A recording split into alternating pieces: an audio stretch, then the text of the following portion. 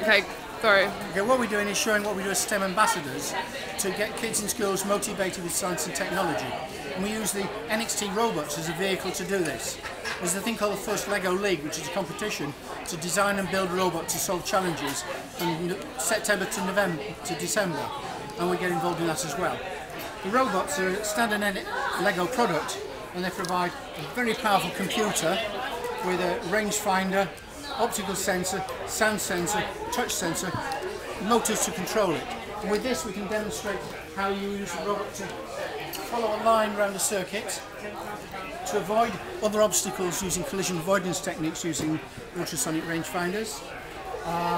We can program them to come to the edge of the table, observe the edge of the table with the optical sensor, and then stop, so preventing it from falling off the edge of the table. It's very subject to light conditions, so you've got to be careful to ready to catch it just in case the light doesn't arrange it.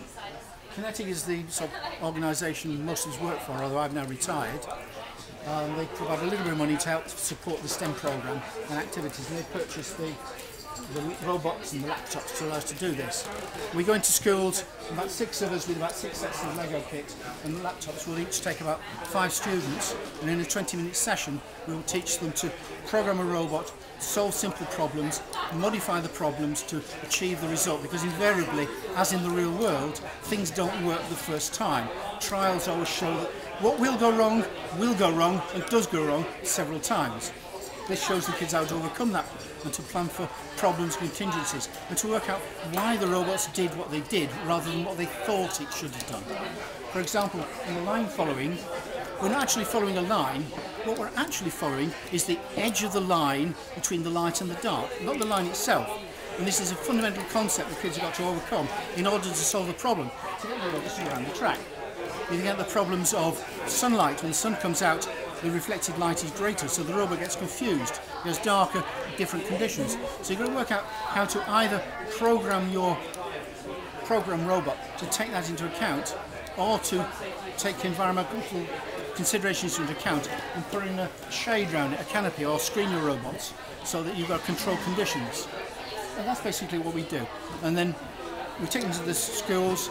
We get a class of about 30 between the 6 of us, and then after 20 minutes another class can come round and do another set of children. And what I personally get from it is the satisfaction of seeing their little faces go, wow, I programmed a robot to do that!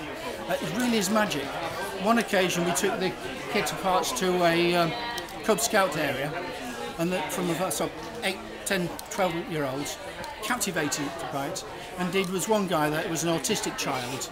I thought, we'll have problems with him, make sure there's a handler on hand who will sort things out and know what to do to sort it. In the event, I couldn't tell who the autistic child was. He was so captivated and motivated by it that there was no difference. He went home and spent 20 minutes on the phone. The first time ever, he'd automatically initiated a conversation with his grandfather over the phone, saying what he'd found at the robot club. He was over the moon with it. Brilliant. It's that sort of stuff that gives me personally pleasure in doing what we do. Plus the fact that we still an interest in science and technology and interest in scientific things in general to the kids as they grow up.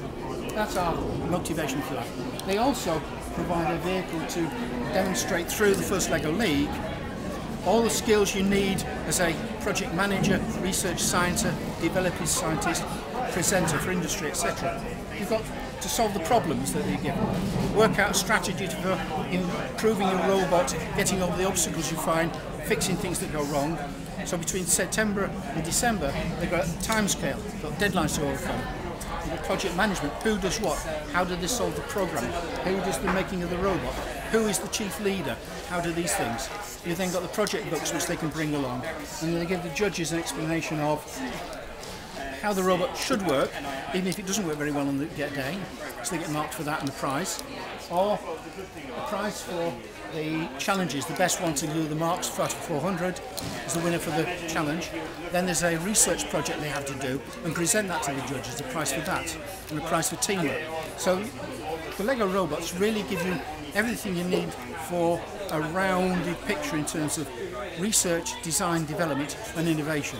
I think it's an excellent tool for getting kids motivated in science and technology in general. Brilliant. Okay. Thank you.